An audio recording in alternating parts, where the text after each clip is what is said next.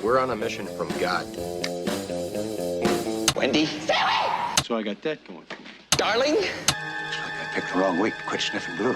Light of my life. We enjoy your films. I am a human being. I thought they smelled bad on the outside.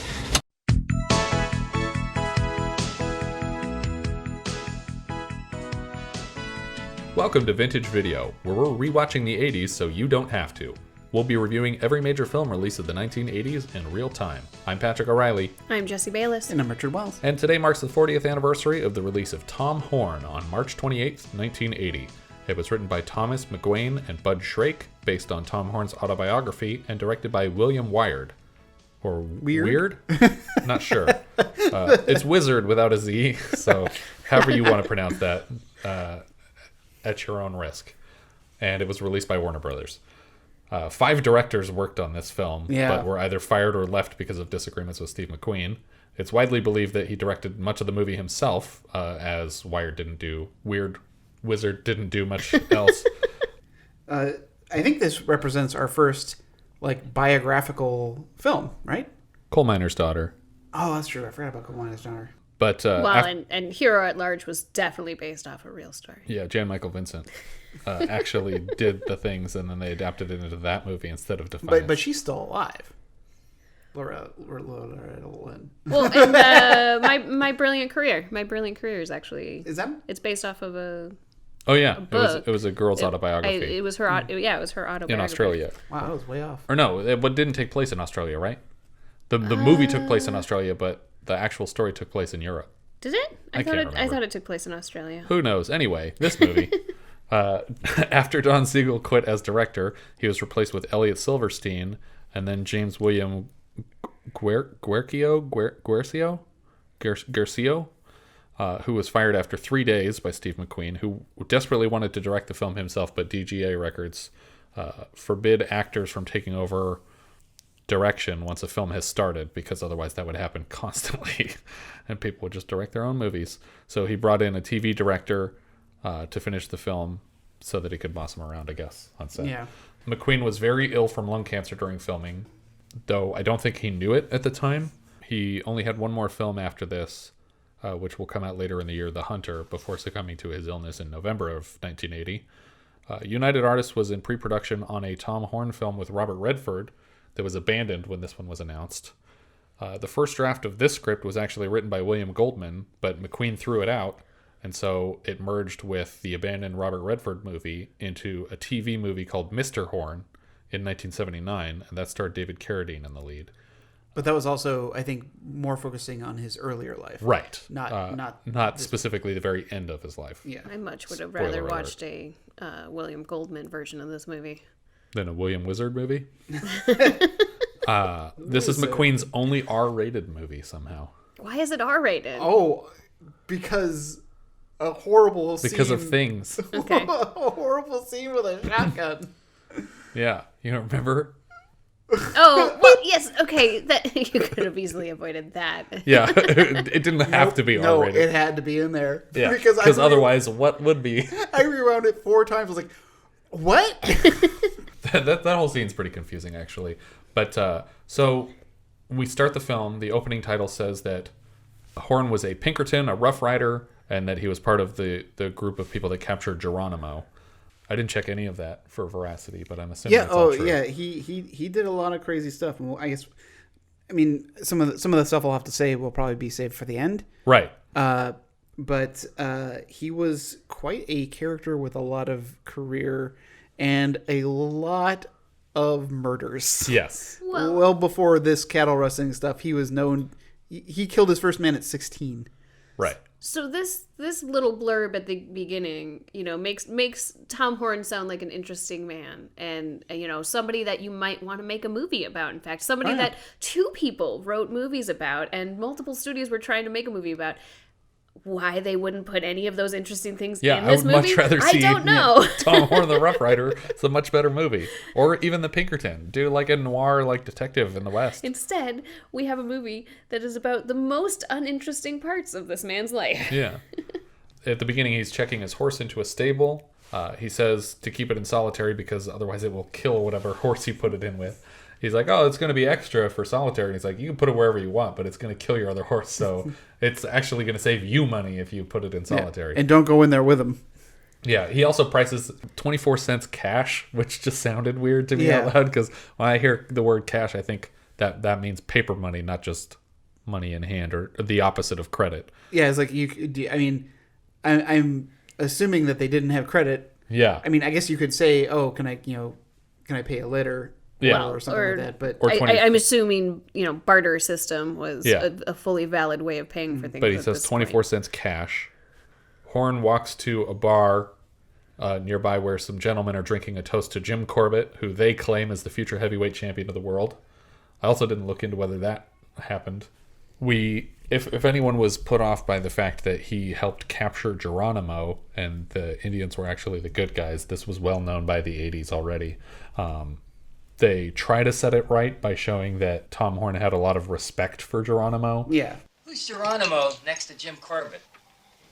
Geronimo's a man so great that Corbett there'd have to stand on his mother's shoulders to kiss his ass. Frank.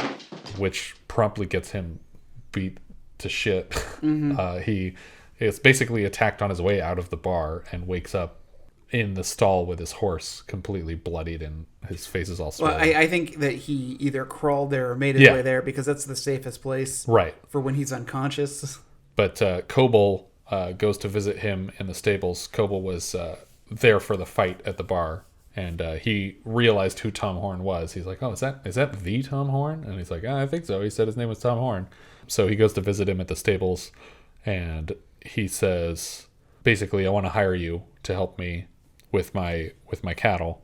And Tom Horn is like, yeah, all right. Yeah, because he needs a job. He's new to town, but I think he's trying to settle down somewhere.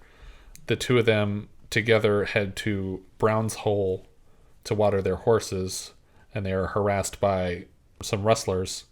Yeah, so I was unclear. I was like, is this their home? I think so. And they just let people come and drink their water? I guess, yeah. I was really unclear as to who these people were and what this location was. Because they obviously felt it was necessary in order to get to Coble's ranch. Right. Was you have to pass through here because the horses won't make it; they'll be too thirsty. Right. And he immediately notices that there's a bunch of cattle, and some of which are his. Yeah, because they're branded, and he recognizes them. And the rustlers that are outside of this shack basically start the traditional like, "Oh, dance for me, boy!" like firing at Coble's legs. Yeah. And he's having to hop up and avoid getting shot in the foot. And Tom Horn has no patience for this and just pulls out a gun and shoots through one of the guy's feet immediately. Yeah. There's these weird crossfades back and forth. Yeah. That's basically the end of the confrontation there. They just say, oh, we're going to get you, Tom Horn. And they crossfade to Coble and Horn riding the horses.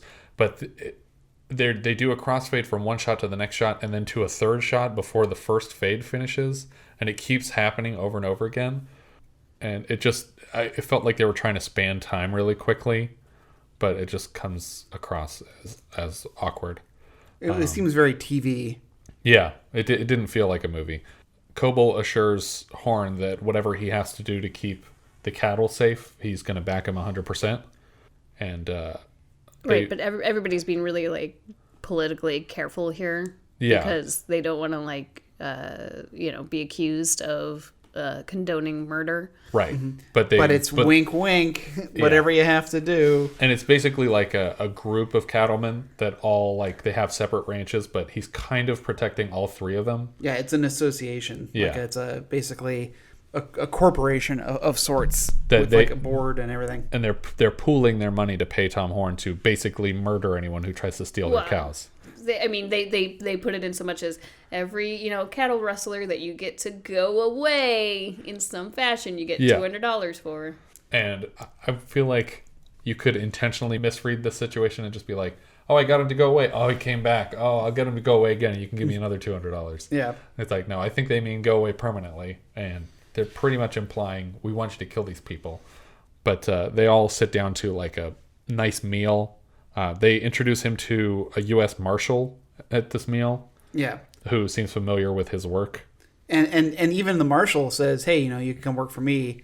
And he asks, like, what's the difference? It's like, you get paid on time. As far as killing people, like, you get to kill people still, but you get paid on time. Yeah, and you have the law to you. back you up. But he's happy working for Coble. He doesn't seem interested in ditching him. He meets a school teacher here. And Jess, you pointed out something interesting that he says to the school teacher when he walks up to her. Yeah, his first line to her is, "What do you do?" And he's like, "This is 1890 something. Like, you don't ask a woman what she does. She's either married and has children, or she's trying to get married and have children. Yeah. Like, they don't have jobs. And like, this is a rare case where she does in fact have a job, not just taking care of a household. But that just seems like a very strange question. Yeah, it did seem like an interesting opening line, but by chance she happens to be a very school modern teacher. man. Yes, that's definitely the point of the film, is that he's super modern. Very he's progressive. definitely keeping up with the times. Horn heads off to interrupt a cattle auction because he's calling himself, I mean, Coble gave him the title, but he's a stock detective. Yeah. Which means that he's basically tracking all these stolen cattle and returning them to the ranches that they came from. And he tells them, okay, well, let me see that bill of sale. This isn't official. These people don't own this cow, so they can't sell it.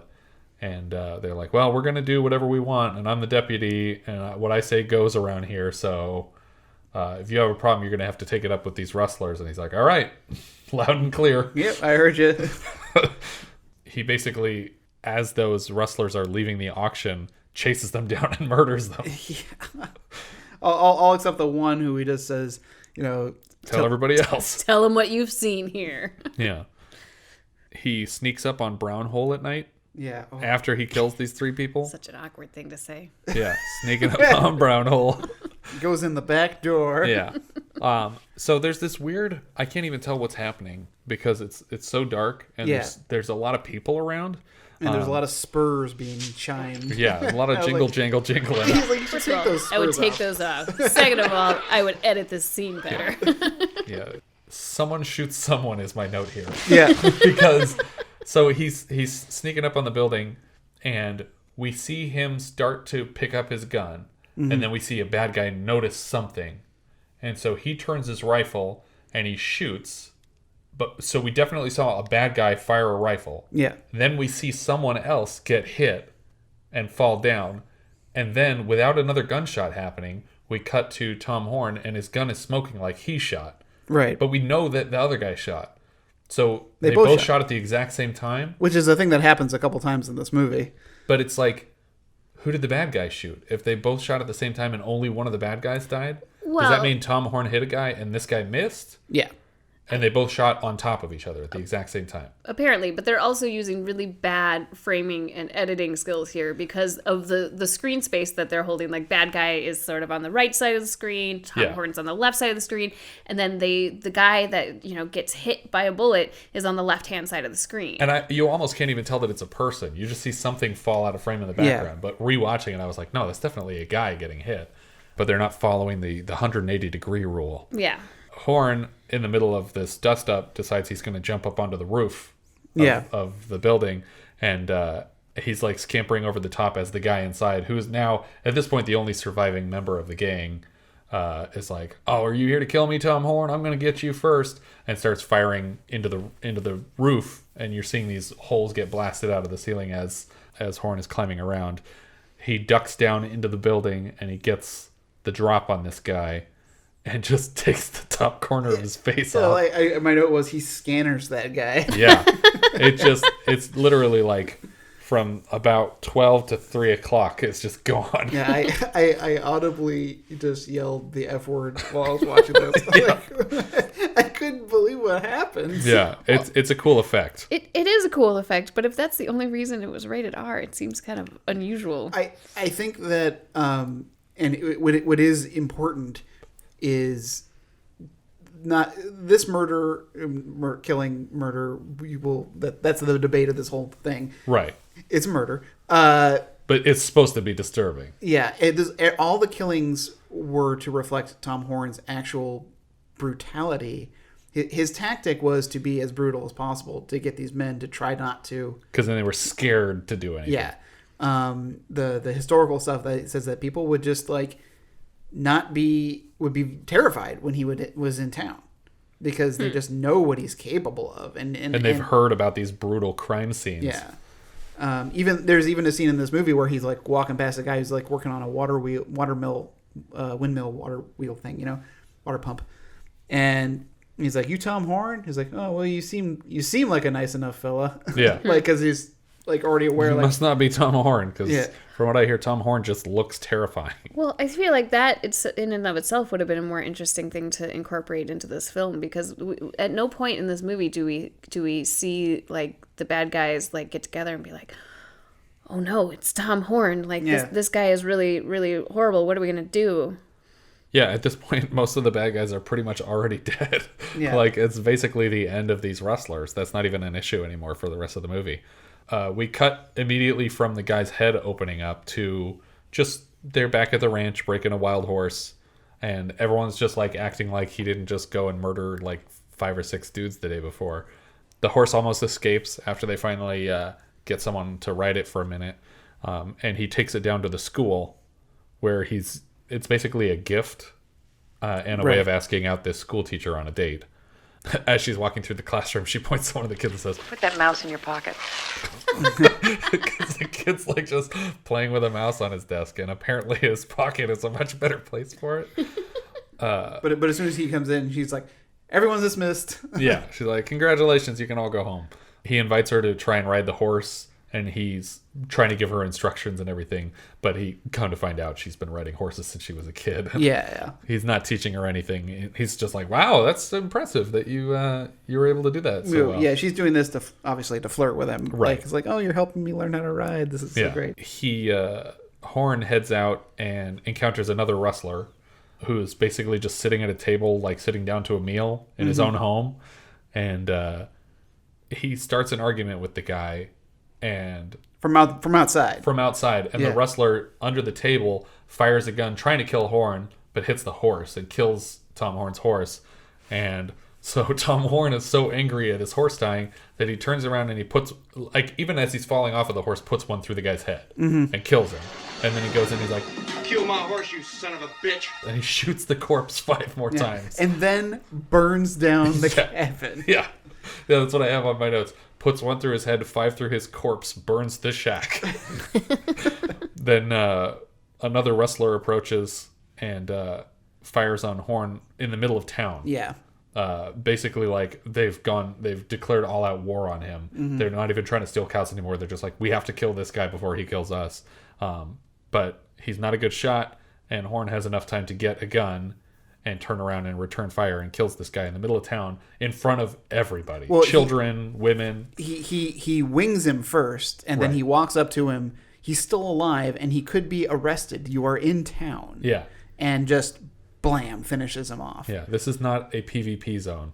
Yeah, so this is kind of the beginning of the end as far as this version of the story of Tom Horn, in that people are like, okay, that there was the last straw. Yeah, and we cut to the first scene with no Tom Horn in it, where the rest of the Cattlemen's Association are like, this is now a problem. We need to separate ourselves from this guy. And at this point, it's like, okay, well, who's going to fire him? Like, let's draw straws real quick and see who's going to tell this guy that he doesn't get to pay for food anymore. But Coble is still defending him. Like, he's just doing what we hired him to do. Yeah, and they're like, well, we have to fire him from that now because it's done. You know. But oddly enough, I feel like this version of Tom Horn, if you told him, Tom, it's time for you to move on, he'd be like, right. All right. Yeah, as he's being played by Steve McQueen here, he would have just been like, okay. But maybe in real life, it would have just been like, okay, so who do I kill now? Because I need money. That is an interesting thing that throughout this entire movie, the way Steve McQueen plays it is just like super chill, mellow the whole time. Like there's no, but also a little oafish even. Yes, a little oafish, but there's no real emotional highs or lows. There's no contemplation. There's really nothing interesting happening with him in terms of like how he feels about what's going on. Yeah, I think that in this portrayal, he loses a lot of the sociopathy of the actual person that went around murdering people for a living. And a lot of this is supposed to be about the kind of closing of the West. Right. Like this kind of way of life that Tom Horn is living is done with. This isn't how we do things anymore. Yeah. Where are we? Wyoming? Somewhere. You know what? Believe me or not, that's the one thing I didn't write down. I think that's what it is. Wyoming. But yeah, it's like as these states were getting incorporated into the U.S. and they were installing marshals and sheriffs and things were kind of cracking down. Yeah, at this point, it's essentially 1900s. Right. I mean, we're like 7 or 8 years away from the Wright brothers flying a plane. I mean, this is the modern era, essentially, that we're getting into, and he's still living by the gun. Yeah, he's participating in the world of like train robberies when we're almost like shooting the great train robbery. Yeah. They're mad that he's drawing attention to the violence of his job, and that kids are getting spattered with blood basically from these shootouts because they want the town to seem safe. Yeah. And there has been talk before this point of this, in addition to the cattle rustling, someone has been like stealing sheep. Yeah, so the real history was that these two families were arguing about who owns the land. Right. It's and that they were letting these people graze their animals on property that didn't belong to them. Which is the kind of arguments that are like still going on in the present. Yeah, I mean, I don't know if either of you saw the movie Open Range with Kevin Costner and Robert Duvall. No. No. It's about free rangers and homesteaders. These people are coming from the east to live on the land and buy property, but this property was once available for cattle grazing. Yeah. And now it's not, but it's like, well, we used to graze our cattle here. It's like, well, now you can't. It's like, but now we don't have any place. You have the river. The river was open to us, and now you're saying it's not? Right. Like, we lived here, this is how we're making it. It's like issues. Yeah, they're still going on today. We had a whole shootout about it. Yeah, because the Bureau of Land Management was going after this family that was, because the rule is supposed to be that you pay for the right to have your cattle graze on this government-owned land, but they were like, well, we don't have to do that anymore. Is I want to say Bundy's? Bundy's, yep, that was it. And they just refused to pay, and they refused to go to court about it, and that was why they ended up like taking over that building that was owned by the BLM. Yeah, it was the Forest Management Building or something like that. They the wildlife refuge. They barricaded themselves inside and had like an FBI shootout. Well, essentially, the government's plan was to not engage them at all, and just like, we don't use that building for this part of the year. It doesn't have electricity. Like, feel free to hang out in there until you give up and go home, because we want this to end as peacefully as possible. But then there was like a high-speed chase, and like one of them literally pulled a gun and started to point it at the police and was killed in the shootout. It wasn't Ammon Bundy that was killed. It was one of the other people that was a part of their group. But yeah, so these conversations, this stuff is still happening. But so in the history, the historical part of this is that it was an ongoing dispute between these families, and this boy was killed. Yeah, he was there with the sheep when they were grazing on land that they didn't own. They call it's the Nolt family, right? Yeah, I think they changed the names around between the history, so my notes are kind of muddled on that. Yeah. So I'll defer to you. But it would also stand to reason that once he had killed all of the local cattle rustlers, that would be the next target, would be to move to the people who are grazing illegally. But when we see this happen, this kid is sitting up on a fence with a bunch of sheep that are grazing somewhere that they're not supposed to be grazing, and he thinks he sees something in the distance. There's like a shadow by a tree, and then the kid is shot and collapses into the pen with all the sheep. And that's all we see here. We don't see Tom Horn doing it. We don't see anybody else doing it. We just see a kid is there, a gun goes off, and he falls dead. The next day in the paper, a bunch of people are reading it in a bar, and they see, oh, the Nolt kid was killed. He got shot by 4560, which is the same gun that Tom Horn has been using to kill all these rustlers. Yeah, and I think in the reality of it, he used 30-30s, but it's the same point is being made, is that he used the same caliber. Right. And they said that they found a rock under his head, like the 3 in Brown Hole, which is like, did he go around and put rocks under the heads of each of the people that he killed in Brown Hole? Because if he did, then it seems like they would have him dead to rights. Like that, he clearly did the same thing here. Well, they probably should have mentioned that sooner if that's something that he did. Yeah, but I don't think they do say that originally. But the marshal basically says that he's going to extract a confession, and he hires someone to transcribe the confession. And so he says, I'm going to bring him in here and I'm going to talk to him. You're going to sit and listen by this door, and I need you to write down exactly what he says. And he brings in Horn. Who had been drinking. Yeah. And Horn says that a 4560 has a trajectory like a rainbow. And Well, if I'd have killed that kid, it'd have been the best shot I ever made. And the dirtiest trick I ever done. but the guy on the other side of the door writes down when I killed that kid. Yeah. So again, this is playing in a little bit into the history of it, of that he was quoted. The history has him quoted as saying when I killed the kid. But he was the history of that also saying that the marshal was intentionally getting him more and more drunk. Right. So that he would slur his words. Yeah. But they would also sound like his words. Exactly. But also I think that this movie is playing up is that he is drunk, and Steve McQueen's delivery of that line is what he thinks he's saying. Right. But in the reality which is why when we hear it later, it's kind of like echoed. Right. Like in this kind of like I don't remember this at all, this entire conversation. It's like in Beer Fest when they have that whole scene play out where the guy's like suddenly really good at all the contests and he goes home with like the hottest woman in the bar, and then they show what really happened. They do the same joke in Wolf of Wall Street where it's just like, oh man, I can't believe I could just drive this car on all this coke, and then they show like in real life he's like falling out of it and it's like crashed into a pillar.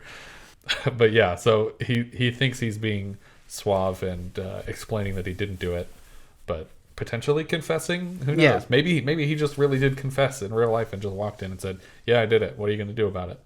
But Sheriff Sam Creedwell arrests Tom in a bar. This is the Slim Pickens character. Correct. Yeah. And he meets an attorney, Burke, and there's this weird line here. He says, "Ever seen so many bars in your life? I guess that's why they call it jail." So what does that mean? It's like, I don't understand what part of jail. Okay, whatever. Anyway, we get is it a flashback of him flirting with the teacher? Yeah, we get a couple of these like weird. They're just oddly placed. It's again really weird editing. I think it feels more like a television show than a movie. I can't decide if I feel like it should have been introduced more obviously as a flashback, or if it should have just happened earlier before he got arrested. Yeah. But either way, we get this scene of him with the teacher. She's in a tub out in the middle of a field, and I guess I would say it's a trough. Yeah, sure. It's like a watering trough. Right. And another hustler comes up to attack them, and Horn kills the guy and gets blood all over the woman. Well, yeah, again, this is like playing into the brutality. Like, right. He was already down, and then he just hit him so hard that his face splattered blood all over her. Yeah. And then when he says, "We gotta go," he wasn't like, "Are you okay?" Yeah. Like, "Oh, you got blood on you, like wash up," or he's like, "Let's go." And also, when he first shoots the guy off the horse does a complete front flip on the ground. It looks super dangerous. So we have Walter Stoll is the prosecuting attorney. Who's playing the prosecuting attorney? I forget. It was somebody. Geoffrey Lewis. Oh, Geoffrey Lewis. Yeah, from Any Which Way. Both of them. But yeah, he's the prosecuting attorney, and they're basically holding this trial under a tent outside the courthouse. And I don't know why it's happening outside, but for some reason it's happening outside. Maybe they didn't actually have a court. Yeah, I don't say think it's a small town. Yeah. Coble says that he knows that Horn is innocent, which, from what we've seen, isn't true. He can't possibly know that. Right. But again, the history of it is that Coble, spoke in his defense. Yeah. He was a character witness. The writer who was outside of the sheriff's or the marshal's office comes to read the quote, when I shot the kid, not if I shot the kid. Mm-hmm. And basically... And Horn is not cooperating with. Yeah, he's acting giving like testimony. it's a kangaroo court, even though it seems like they're following the rules. Well, I also think that he knows that this is right. This It's is just a setup. yeah. It's a setup. But even if it wasn't a setup, it doesn't matter because whatever he says, it's just one person's judgment over the others. Yeah. He makes the point like, "Do you know that I did it? Did you see me? Did anybody see me kill the kid? No. Okay, then it's just my word against yours, and it doesn't matter. So if you guys want to kill me, then you have to kill me, and if you don't want to kill me, then let me go." But they've basically made up their minds. And this isn't the first. Again, in the reality, this isn't the first trial for murder that Tom Horn has been on. It's like the Coen brothers, like with James Franco. First time. When he's got his head in the news. But the judge's voice is ringing in his head. And he asks that someone show this guy how to be in court because it seems like he doesn't understand what we're doing.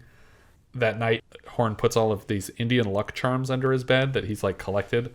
I think they're probably less effective when you killed the people they belonged to in the first place. Or more. Yeah. But he asks specifically for Earl not to look at them. Right. Like, don't look at him when you come to wake me up. Right. I thought this was pretty clever because I had no idea what he was getting at here until the next morning. Coble overhears a group of men bragging that they're going to get Horn hung at the bar, and he's obviously just pissed off about it and disappointed. And I think the point of this scene is supposed to make it look more like, oh, this is a conspiracy against him again, but we're not given a clear indication as the audience whether or not he did this. But the next day, the guard comes to the bed, and he knows that those things are down there and that he was told not to look at them, but his curiosity overtakes him, and he leans down to look at them, and right when his head is next to the bed, Horn grabs him and just starts slamming his head against the bars until he knocks him unconscious. And I thought initially he was doing this because he looked at the charms and he asked him not to. And it's like, he was literally planning tricked him into looking. Yeah. I mean, I think I knew right away because when he went to bed, he scooched the bed all the way up to the bars. Right. And so I'm like, well, he's planning something. I have no idea what, but he's planning. And I thought that, that's pretty clever. You get the guy who's close enough to the bar and knock him out. You're going to be able to, grab the keys off of him. Yeah.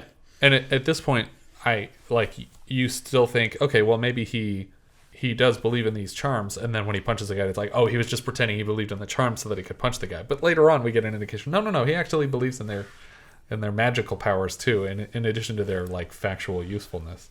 But he knocks the guard out. He gets the key. He basically walks out of the jail with a hostage, using the key as a fake gun. But he's caught escaping because he gets to a certain point where he's like, someone's going to notice me. I should start running now. Yeah. But he should have stolen a horse because he's on foot and everyone else is on horses. No, you don't want to be a horse thief in Wyoming. He's already got the death penalty. But anyway, he's caught escaping. And then we get another flashback with the teacher of him and her just standing on a hillside. And she says, you're going to get your comeuppance for everything that you've done. Mm-hmm. And they meet with this Irish character who invented a device so that no one has to kill him. Yeah. Because it's just part of the modern the modern society. We're too ethical to actually put you to death, so you're going to commit suicide at our request. Mm-hmm. And so he builds a machine where Tom Horn would step onto a platform, and it uses a hydraulic system where water is dumped into a bucket and a counterweight opens the door so that he would fall through and be hung. What I love is that they also build a bridge from the jail to this apparatus.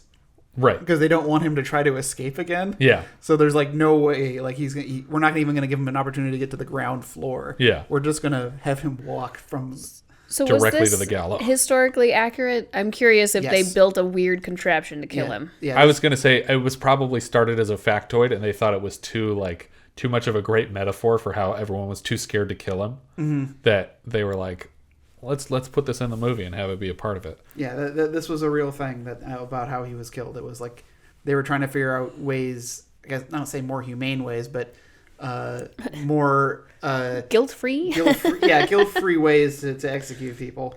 But really, he's committing suicide here. And that was he his points concern. that out too. Yeah, and we get more flashbacks, but basically, he steps onto the platform and the water slowly fills the bucket. Very slowly. Yeah. And then it's pretty tense. Yeah. Sam, I've never seen such a pasty-faced bunch of sheriffs in my life.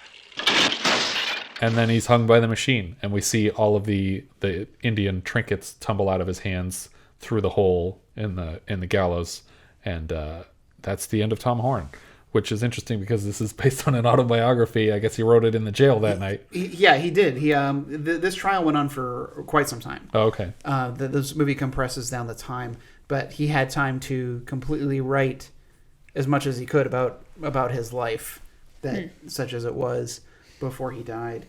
There was a lot of stuff going on with this trial where people were defending, because he used his unique caliber bullet, but it wasn't so unique. Like, people were saying, like, you can get it at the store.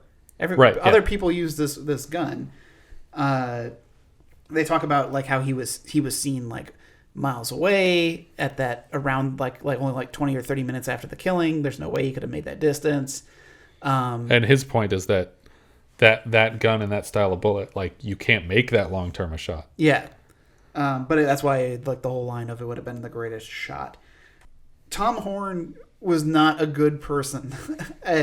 I feel bad saying this about anyone, but while he may have been or may not have been involved in this killing, I think this movie presupposes that he was not. But he had done enough other things in his life that just like that line is like, your past is gonna catch up with you. Yeah. And I think that is what this movie should have been more about. This movie should have been more about that, less about like, was he innocent or not for this crime, but it's like, no, he has committed numerous other crimes that he should have been punished for, and he was on trial for multiple times for unethical killings of it's like, this probably was murder, but he was acquitted of all of them. He especially hated cattle rustlers because he tried to start a ranch with all the money he had made while he was in the service of the government. And all of his cows were stolen. All of them? All of them. Jeez. He lost his whole thing, and he went bankrupt. Well, and considering how good he is at killing people and stopping them from getting cattle, why did he let that happen? Yeah. So that's when he became nomadic, was that he had no money.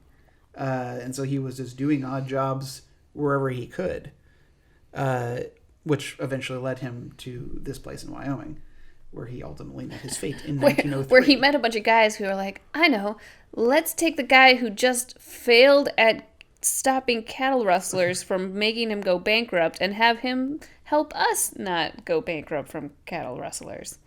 Yeah, it makes sense to me. Flawless. This is what happens, though, when you fire William Goldman off of your Western and you let someone else come in and write it. But we said before it was directed by William Wiard, Wizard. A lot of TV stuff, no other features. Yeah. The two writers for this movie, Thomas McGuane and Bud Shrake, did pretty much exclusively Westerns. They have like 3 or 4 Westerns each that they had written. I think McGuane had, he wrote the Missouri Breaks, but I didn't recognize any of Bud Shrake's other titles. Steve McQueen, obviously, here playing Tom Horn. You know him from The Great Escape, or Bullet. Or Papillon is one of my favorites from him. He's also in The Magnificent Seven. He was the original Thomas Crown before Pierce Brosnan. He's also in the original Blob. He was in The Towering Inferno, but not Towering Inferno 2, even though he was contractually obligated to be in it, because he passed away in 1980. Linda Evans was Glendolene Kimmel? Yeah, I don't ever remember them saying her name. No, it must just be the name of the real person. But she played Crystal Carrington in 210 episodes of Dynasty. So if you know her from anything, it's that, because I didn't recognize any of the other credits. Richard Farnsworth was John Coble. I love Richard Farnsworth. Yeah, he is great. He's Buster in Misery. He's Red Blow in The Natural. Yeah. He's Alvin in A Straight Story, the David Lynch. Yeah, David Lynch, that movie that doesn't feel like a David Lynch movie. We'll have another Disney's The Straight Story. Yeah. And he actually got an Oscar nomination for that. That was his last film. He was nominated for supporting actor for Comes a Horseman in 1978. And in Papillon, he is uncredited with McQueen. I didn't realize he was in that movie. And he also plays Slim in a remake of McQueen's version of Getaway. I'm trying to remember who plays the lead in the remake of Getaway. Yeah. I think it's like Charlie Sheen or somebody, or Emilio Estevez. I can't remember. Billy Greenbush is U.S. Marshal Joe Bell. He played Jay Brown in Critters, which I'm pretty sure that's the grandfather of the kid that's the main character of those movies, because his name is Billy Brown or Bradley Brown. He also played Elton in 5 Easy Pieces, which is a great film, and Sheriff Ed Landis in Jason Goes to Hell. Slim Pickens was Sheriff Sam Creedmore. He plays Taggart in Blazing Saddles. He's Major King Kong in Doctor Strangelove.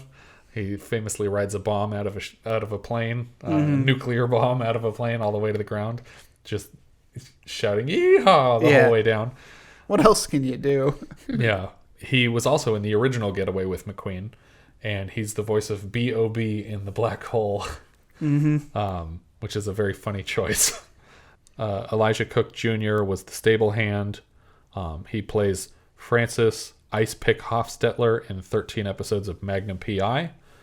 He will be back later this year in Carney, and he's probably better known for Mr. Nicholas in Rosemary's Baby, Harry Jones in The Big Sleep, or Wilmer Cook in The Maltese Falcon. A lot of old school noir stuff. That was the Stablehand? Played Wilmer? Yeah. Okay.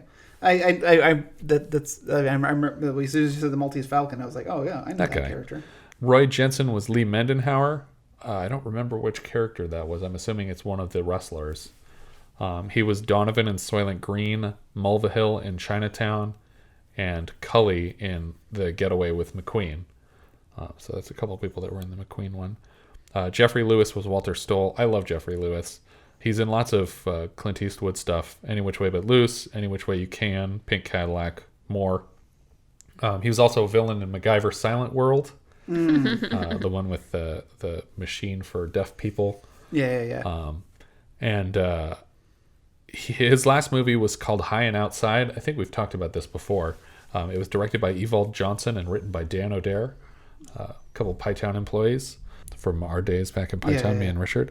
But yeah, Geoffrey Lewis was a cool guy, and he's actually Juliette Lewis's father too.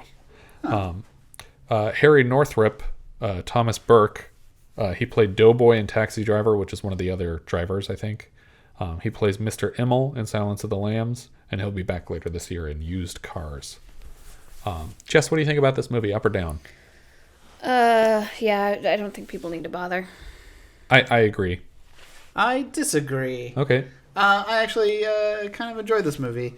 I like westerns mostly, and I was really intrigued by the character. I guess more so the history of the actual person than I guess the movie, but it kind of led me down that rabbit hole. So yeah, I mean, I agree with you. I think the history of this person is really interesting, and I think it could have made a really interesting movie, but this was not it. Oh, I agree. It's lacking, but I did enjoy it.